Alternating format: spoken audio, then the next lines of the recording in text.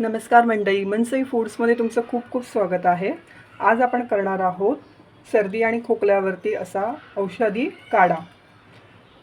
हा काढा तुम्ही घ्याल ना तर तुम्हाला जर समजा घशाला खवखव असेल, कफ असेल, हा एवढा काढा जर तुम्ही घ्याल ना अगदी गरम गरम तर तुम्हाला घसाही एकदम मोकळा होईल आणि कफही निघून जाईल। तुम्ही ही रेसिपी शेवटपर्यंत बघा आणि आवडल्यास माझ्या चॅनलला लाईक, शेअर आणि फॉलो करायला विसरू नका। रेसिपी एकदम सोपी आहे, नक्की ट्राय करून बघा। त्यासाठी पूर्ण व्हिडिओ पहा। चला तर मग आपण रेसिपीला सुरुवात करूया। मी ते एक टोप घेतला स्टीलचा, 1 ग्लास भरून पाणी घेते। पाणी चांगलं उकळू द्यायचं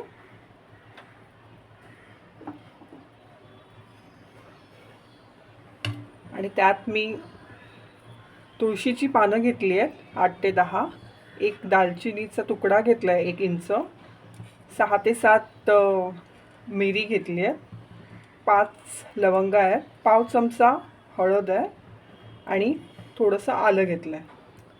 आता हे सगळं आपण ह्या पाण्यामध्ये घालूया।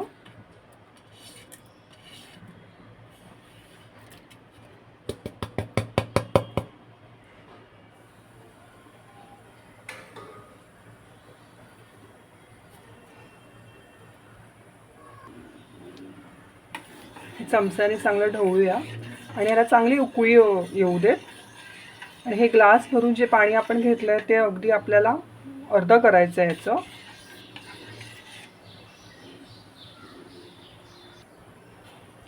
हा काढा खरंच खूप गुणकारी आहे। जर आपल्याला कफ असेल किंवा घशाला खवखव असेल तर हा काढा आपण प्यालो ना तर घशाची खवखवी कमी होते आणि कफही खूप हलका होतो। तुम्ही हा काढा नक्की प्या करून, खूप गुणकारी आहे। अशी चांगली उकळी येऊ द्यायची आणि चांगलं खळखळून पाणी उकळलं पाहिजे। यात आपण जे जिन्नस टाकले आहेत त्याचा सगळा चांगला अर्क ह्यामध्ये उतरायला हवा, तोपर्यंत हे पाणी चांगलं खळखळून उकळू द्यायचं। तुम्ही बघू शकता मंडळी, आपण हे उकळून आता एकदम पाव कप केलं आहे। आता आपण हा गरम गरमच घ्यायचा आहे। आपण हा सर्व करूया। आता साधारण 1 कप एवढा आपला काढा रेडी झाला आहे। त्यात मी आता 1 चमचा मध घालते।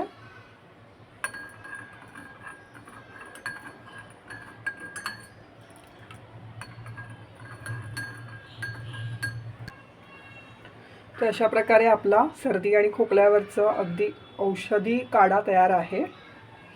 तुम्ही लहान मुलांनाही देऊ शकता, पण थोडंसं प्रमाण ह्याचं कमी करा। आणि मोठ्यांना द्यायचा असेल तर तुम्ही एवढा काढा गरमागरम अगदी घशाला सोसेल इतकं गरम इतकं तुम्ही पिऊ शकता। तुम्हाला ही रेसिपी आवडली असेल तर मला कमेंट करा आणि नक्की कळवा की कशी वाटली। त्यासाठी माझं चॅनल लाईक, शेअर आणि फॉलो करायला विसरू नका।